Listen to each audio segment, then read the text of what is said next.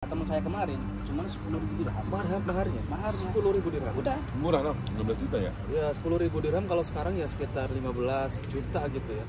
Kata maharnya 10.000 dirham. Iya Dia. Tapi mas saya udah diambil 10.000. Maharnya 10.000 bener. Terus pas si orangnya bilang diambil 10.000. Saya bilang ke teman saya itu sudah dulu kan sudah sampai kayak gini terkadang. Nah, sekarang kita sampai pada titik kesimpulan bahwa ternyata Kantaki bisa bilang bahwa nikah itu lebih ribet di Indonesia.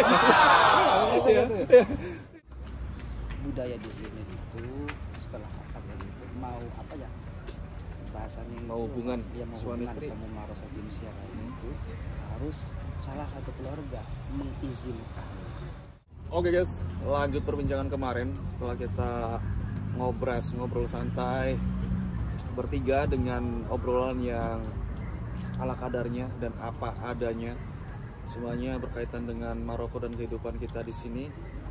Sekarang kita mau ngebahas sesuatu yang menarik yang lagi ramai dipertanyakan banyak teman-teman di sini dan terlebih di Indonesia, yaitu tentang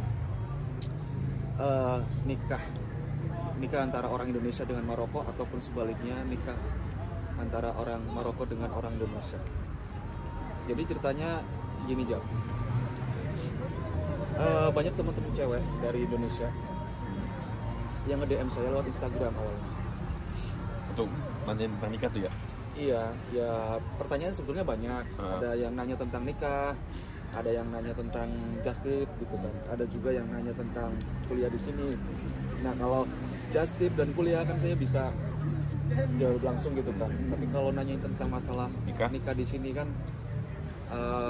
saya harus memberikan informasi yang valid gitu loh. Artinya saya harus mencari informasi yang benar-benar bisa memberikan gambaran bagi teman-teman yang pengen nikah dengan orang Maroko gitu kan. Seperti yang kita ketahui prosesnya itu kan ribet kan, susah kan di sini kan, ada banyak berkas yang harus diurus. Dan saya juga kagak tahu tuh kalau step-stepnya kan. Mungkin kan dari penjenengan kan tahu kan. Pengalaman sampean Bang Taki kan. Ya saya juga sempat nanya-nanya kayak siapa itu Mas Hardi gitu kan, yang istrinya orang Maroko, nikah dengan orang Maroko, udah punya anak 2 sekarang. Itu juga sama dulu prosesnya itu nggak mudah lah, ribet gitu ya. Nah makanya buat teman-teman yang pengen tahu seperti apa proses detailnya, step by stepnya, kebetulan nih Kantaki ini pernah membantu salah satu WNI Indonesia yang nikah di Maroko. Nah, biar tuh Bang, ceritanya Bang. Jangan langsung tangan dulu santai. Kebetulan nggak lama ya. Kantaki lagi makan kuaci dulu, jadi saya kasih prolog dulu. Jadi kebetulan dari Indonesia itu adalah cowoknya, yang di Maroko itu ceweknya. Nah untuk proses pertemuannya gimana tiba-tiba si cewek cowok ini bisa bertemu, saya kurang tahu ya, karena ternyata saya juga kaget banyak cewek-cewek di Indonesia yang bilang punya cowok di Maroko gitu loh, nggak tahu cara kenalannya itu. Pertamanya lewat apa saya kurang tahu, tapi kabar-kabarnya sih sekarang banyak aplikasi yang istilahnya Menyatukan dua insan yang berbeda gitu ya untuk menemukan jodohnya gitu loh. Nah ternyata ya itu tadi, saya juga sering diminta bantuan untuk ngirim-ngirim hadiah gitu kan, Hampers lah ya? iya, dari Indonesia ke sini atau sebaliknya gitu. Oh ternyata banyak juga nih.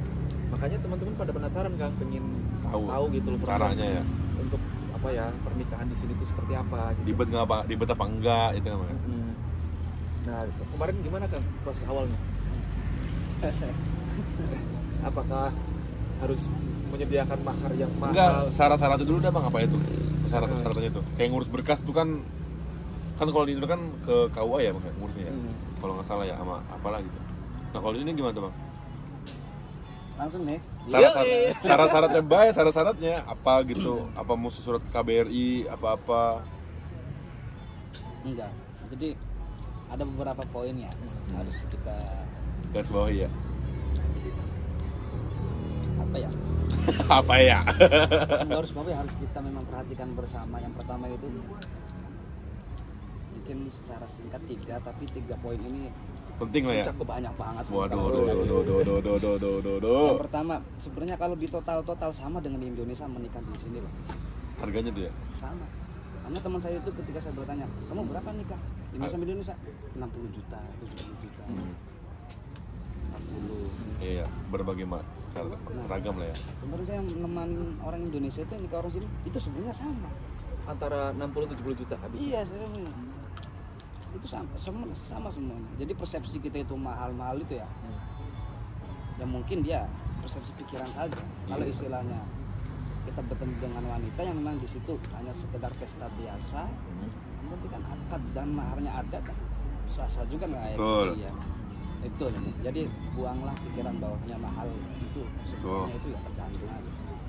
Tuh. Ya, yang Bang. kedua, Nah, yang kedua nih. nah, terkait tentang persyaratan, secara garis besar ada 3. Ada 3 tuh. Ada 3. Yaitu Yang pertama itu keadaan kalau ini apa namanya calon mempelainya laki-laki ya, keadaan status dia satu, apakah dia itu apa namanya duda, apakah apakah dia itu belum kemudian lajang, apakah dia itu mau ingin ta'addud di dalam poligami. Itu ada 3. Jadi semuanya ini ya kan ya, kita di Indonesia pun ada lah yang poligami ada, yang istilahnya itu ya benar duda ya ada, yang masih single ya ada kan. Yang mana 3 poin ini ya semuanya harus disertakan di salah satu syarat pernikahan orang sini. Contoh yang pertama, kalau seumpama kita itu belum pernah menikah, berarti kan harus minta surat rekomendasi. Suratnya ada formatnya di KUA itu, di Indonesia semua bisa ada. Itu ada. Oh iya lah. Ada. Datang ke situ, minta tuh. minta ntar kamu statusnya cerai, duda, atau mau poligami atau masih single. Ada formatnya, semua itu ada. Sudah paham lah di situ. Kayak gitu. Nah, kalau itu yang kita bawa dari Indo tuh. iya, KUA dari situ ada masih. Setiap kampung itu ada gitu. Tapi enggak ribet-ribet enggak sih gitu. Ya, karena kita belum pernah nyobain aja kali ya. Ya kalau kita datang ke situ tujuan apa, mau menikah. Kamu pernah menikah belum? Belum. Kasih formulir, tinggal ngisi doang udah. Oh. Gitu. Kalau yang udah nikah ada sendiri. Ada sendiri. Ntar namanya surat tolak. Kayak gitu, yang semua cerai kayak gitu. Kalau masih mau poligami ya dikasih surat tolak. Tapi tentunya berdasarkan surat izin dari istri yang pertama kalau mau poligami. Makanya ini poin yang pertama itu kalau masih single gitu ya. Agak-agak iya. Single berarti belum pernah menikah. Berarti di situ ada namanya, kalau versi Arabnya mah itu sahaja uzab, yaitu single parent kayak. Status pernyataan bahwa tertulis bahwa si laki-laki ini masih single. Iya, gitu. Semua ada. Mesti semua ada. Gitu. Terus bang. Tuh. Itu dari sini atau dari Indonesia? Dari Indonesia. Dari Indonesia. Ya, untuk persyaratan di sininya, bahasanya ntar kan diketahui dari keluarga di sini dan keadaan di sini, dia tulis di sini. Yang kedua, kalau semuanya itu ta'addud apa poligami, itu ada kantor namanya itu Mahkamah Usroh. Jadi Mahkamah Usroh itu yang mana tempat kantor khusus masalah kekeluargaan, yaitu tentang ziwaj mukhtalid, itu nikah berbeda negara. Saya di kantor apa namanya? Mahkamah Usroh. Kalau Terus, kita itu ya apa ya, kantor KUA masalah ngurus-ngurus gitu lah. Iya. Kantor KUA Yang ngurus-ngurus dapil berkas apa gitu. Iya, kan. dapil capil apa Capil gitu. itulah pokoknya lah ya. Gitu. Jadi saya pas di situ itu ada orang Emirat dengan orang Maroko, ada orang Turki dengan orang Banyak juga. Saya Yang kamu bilang sudah kelihatan namanya kan ziwaj mukhtalid, yaitu pernikahan yang beda negara atau lintas negara lah. edan.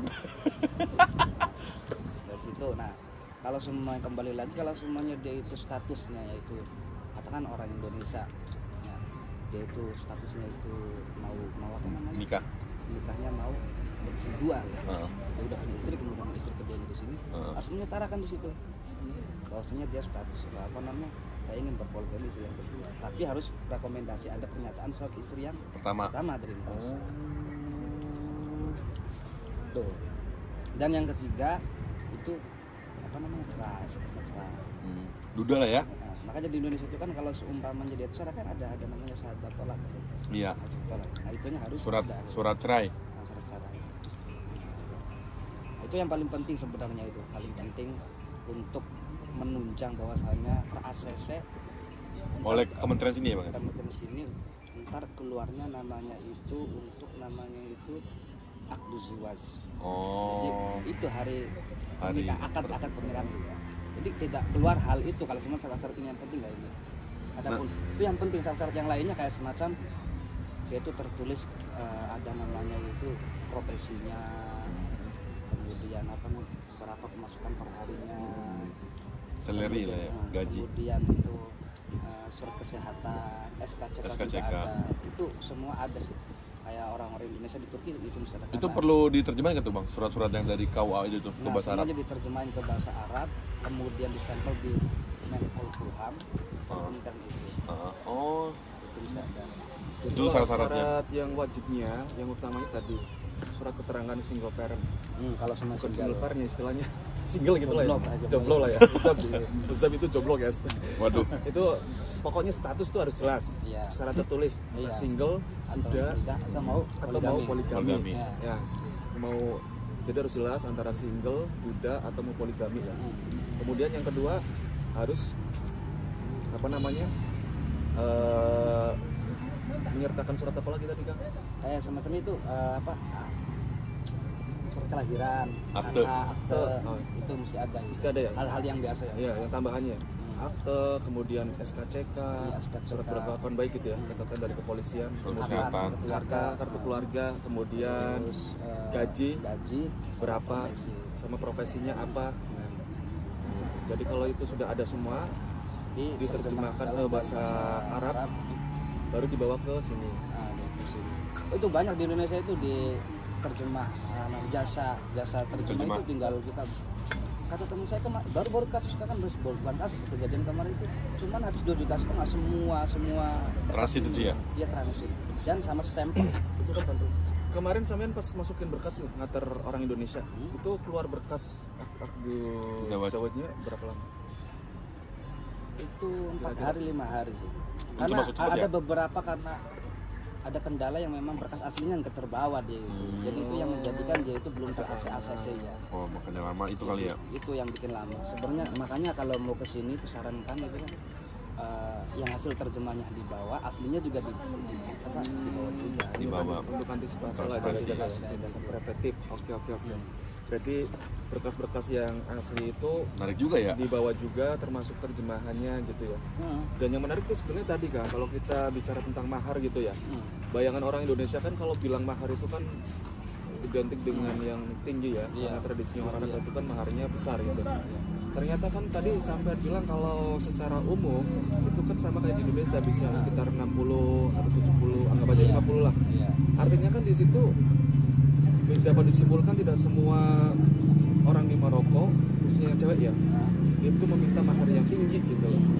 Jadi kata kuncinya adalah berarti yang penting antara rodin sama-sama ridho. Itu betul dia kesepakatan. Bahkan yang mahal itu bukan mahar setelah saya teliti. Jadi seperti ini. Jadi sebelumnya itu yang penting sepakat antara laki dan perempuan maharnya berapa, katakanlah 5.000 dirham atau 10.000 dirham.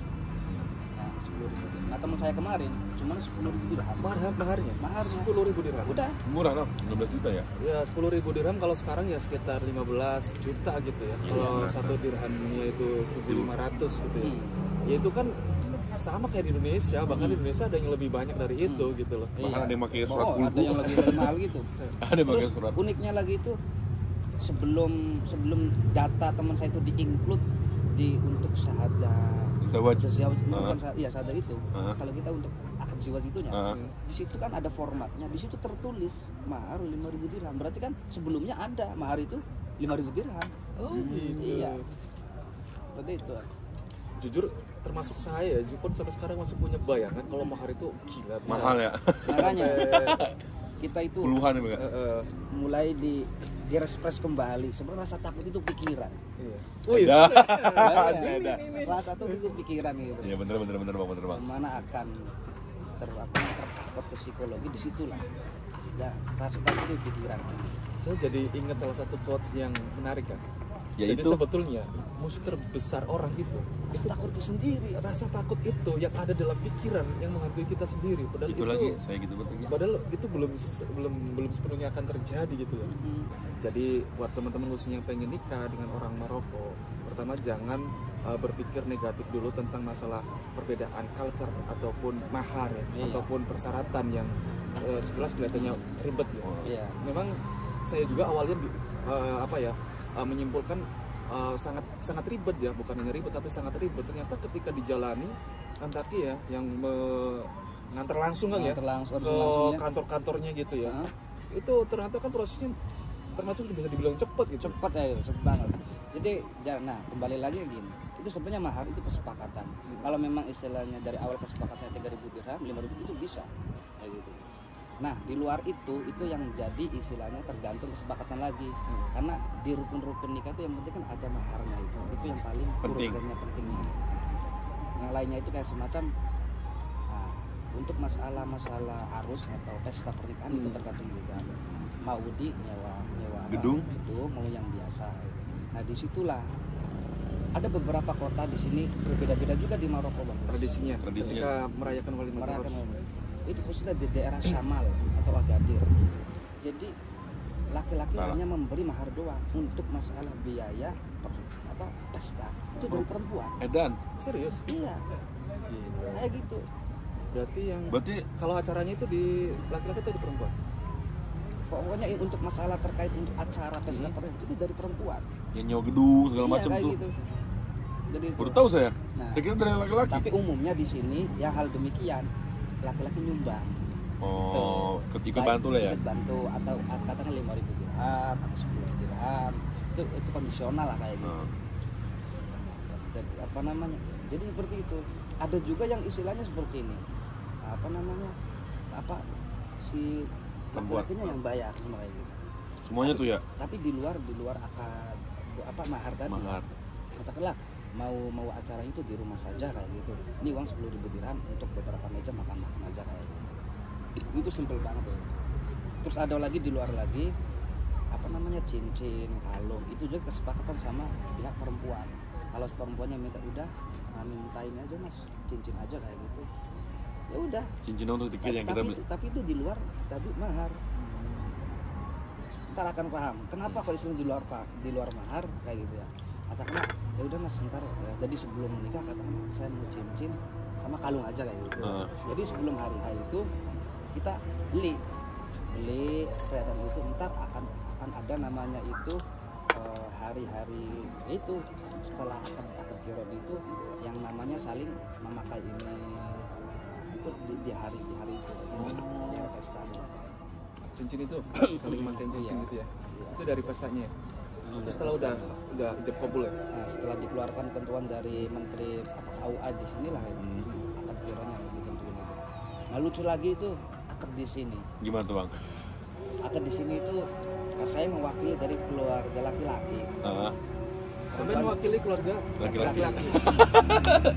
Tertangan nggak bang di kawannya tuh? Iya. Di surat itu? Ada itu. Ada videonya saya.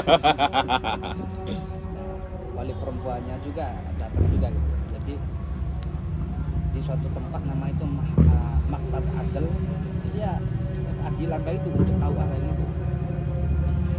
Jadi sebelum ini kita kan proses ke Mahkamah Usroh. Setelah tadi proses selesai, kemudian wilayatul aman kepolisian. Kalau udah wilayatul aman, baru ke Mahkamah Usroh lagi ditentuin sudah keluar bahwasan ini layak untuk nikah. Nah baru ntar berkas ini kirim ke Maktabah untuk acara prosesi akad. Nah ada penakad tanggal kita milih apa dari KUA-nya tuh yang nentuin? Sebenarnya untuk akad terjadi sih bisa kapan aja, yang penting sudah diizinkan surat itu dia. Oh.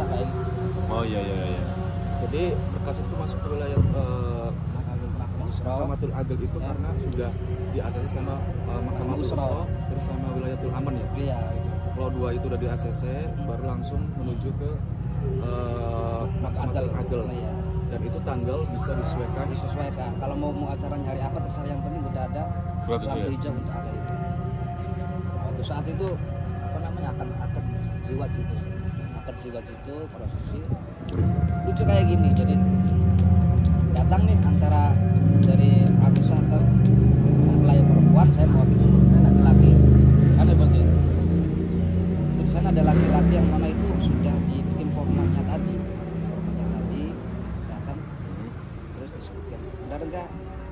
nama si A ya, tanggal lahir sekian ya, atas nama orang tuanya ini ya, punya ini ya, kemudian profesinya ini ya, terus apa namanya per bulan, profesinya doang, nggak ditulis per bulannya gitu.